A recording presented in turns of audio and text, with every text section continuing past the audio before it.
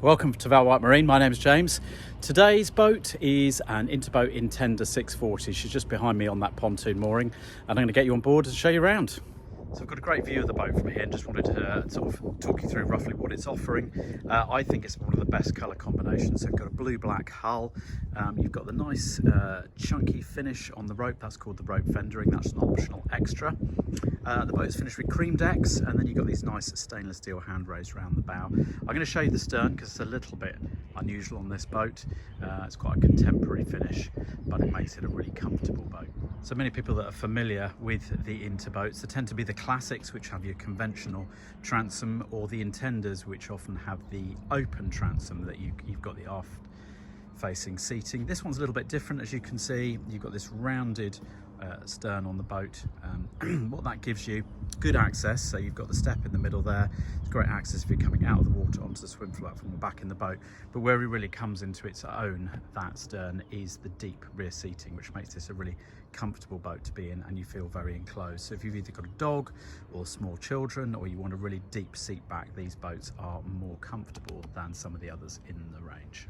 There's an overall view from the pontoon. Now let's get you on board.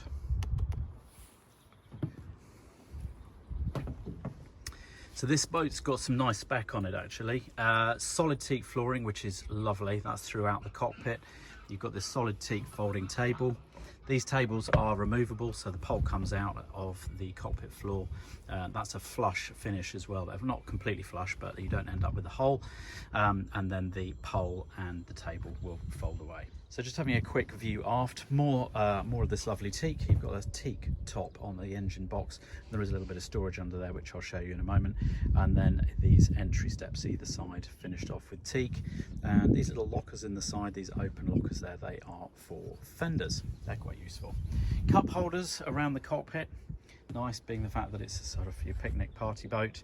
And then round, before we boarded, I talked about this nice deep seating, and you've got that lovely area there with a nice seat back. It's a really comfortable place to be, and you do feel very relaxed. You've got that little bit of storage on top of the engine box. If you just lift that up, you can see, I mean, a lot of people tend to put phones and iPads in there, but multiple uses. So there's, just want to give you an overview of the helm. You've got a tacho, rev counter, voltmeter and a fuel gauge. More cup holders, as I mentioned. That's your ignition key switch. Coming round onto the side, you've got a 12-volt outlet there.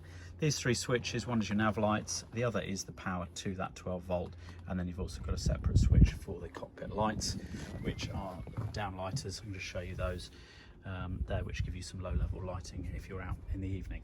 I've stripped some cushions back. I wanted to talk you through the storage on the boat.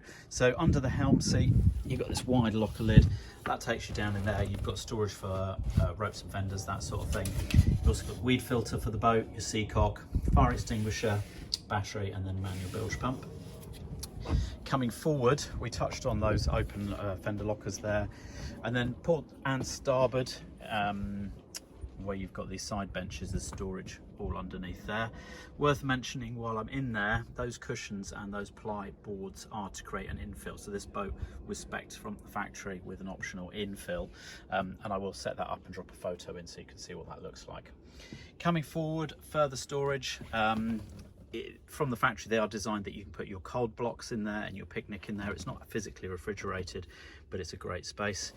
And then going up onto the bow, you've got an anchor locker if you want to drop anchor anywhere. So I've assembled that for you.